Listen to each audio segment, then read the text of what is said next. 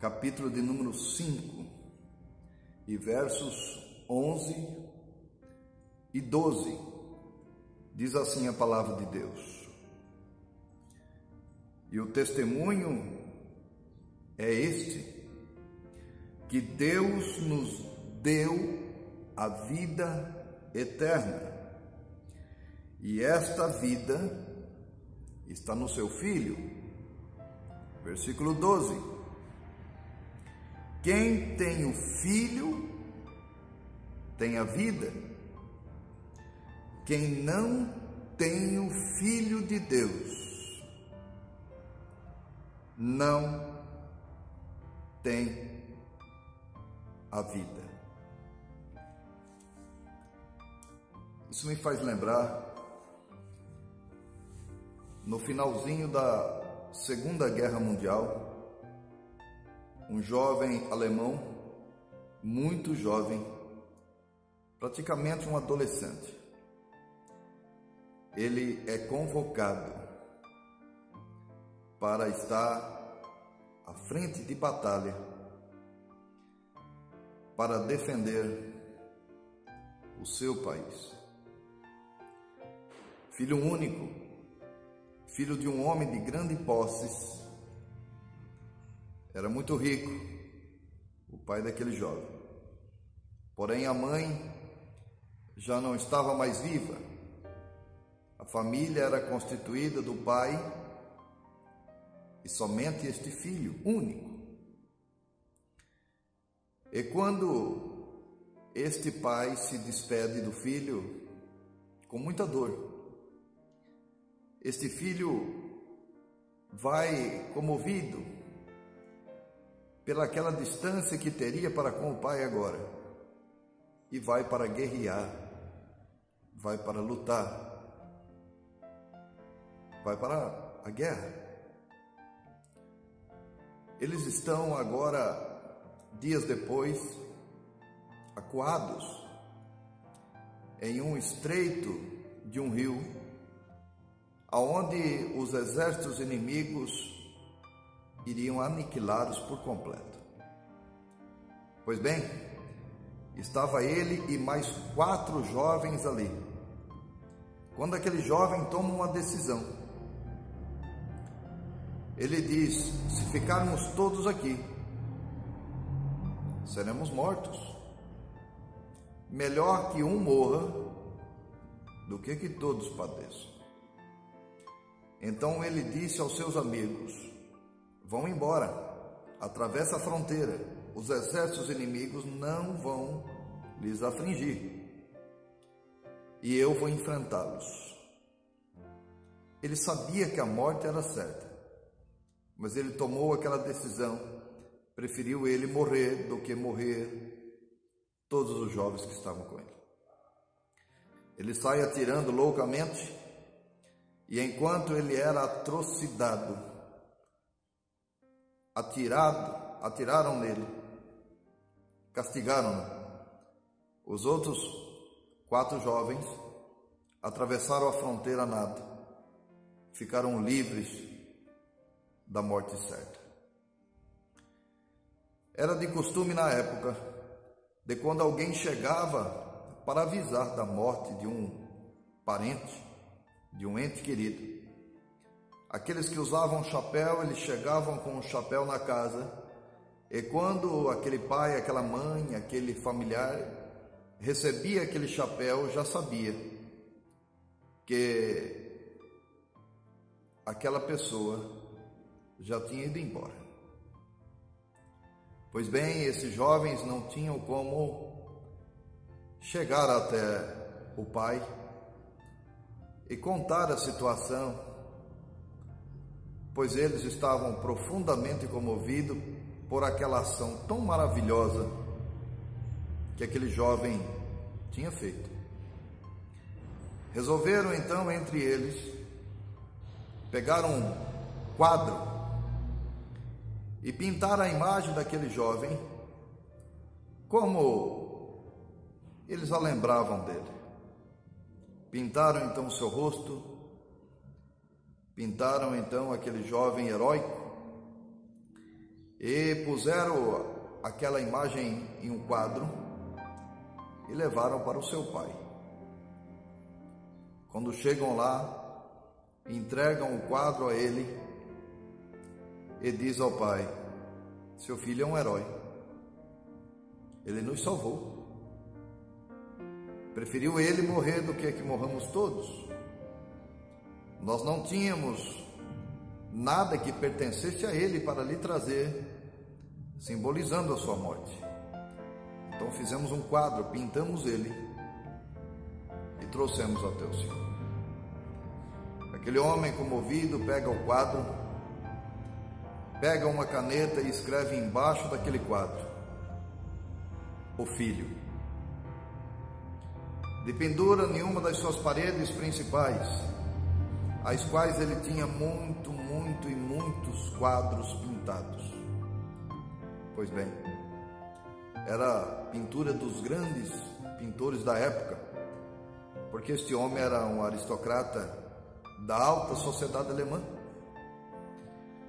Tinha os seus automóveis luxuosos da época, as suas mansões e as suas posses.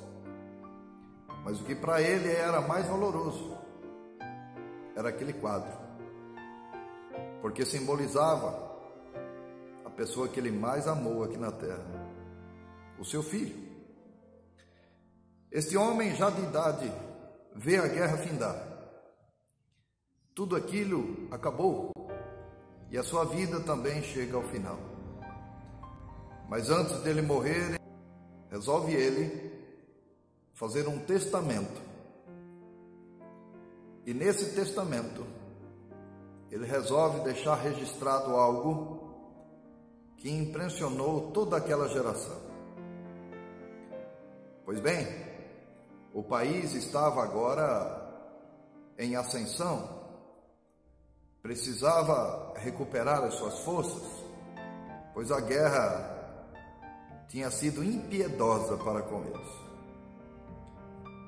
Aquele pai, antes de morrer, diz que ele faria uma doação, e essa doação seria o dinheiro levantado, arrecadado naquele leilão, seria doado por completo aos governantes daquela nação, para ajudar a levantar, ajudar a minimizar toda a sequela daquela guerra, a Segunda Guerra Mundial.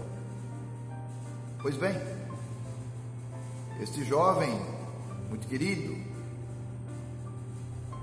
que estava estampado a sua imagem naquele quadro, também estava agora para ser leiloado. Pega agora o leiloeiro o testamento e dá por aberto aquele leilão. As pessoas mais ricas da Europa estavam lá. Tantas pessoas de posses, com desejo de comprar para si tudo aquilo que aquele homem deixara.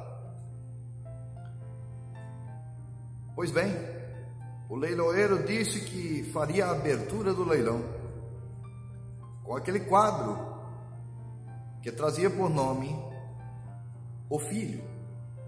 Pois bem,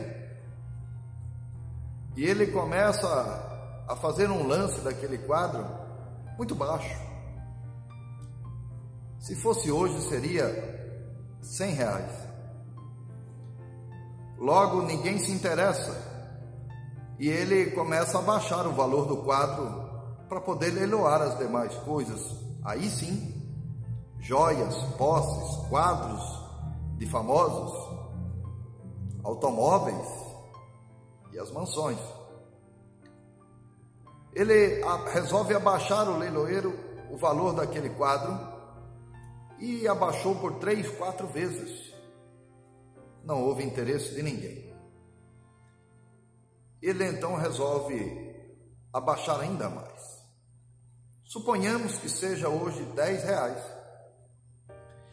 E aqueles que estavam ali, pessoas de grande posse, começaram a reclamar. E disseram: ninguém vai querer esse quadro pintado com lápis de escrever, feito de qualquer jeito, em um papel simples e em um quadro simples, isso não tem valor nenhum. Quando ele abaixa o máximo que podia, porque era uma ordem, estava no documento, para leiloar primeiro o quadro ou filho, para depois leiloar os demais. O mordomo da casa estava lá no fundinho, lá no cantinho, e ele ergue a mão e diz: eu fico com o quadro por esse tão pequeno valor. Então o leiloeiro bate o seu martelo e convida ele, para que ele viesse já imediatamente tirar o quadro, o filho.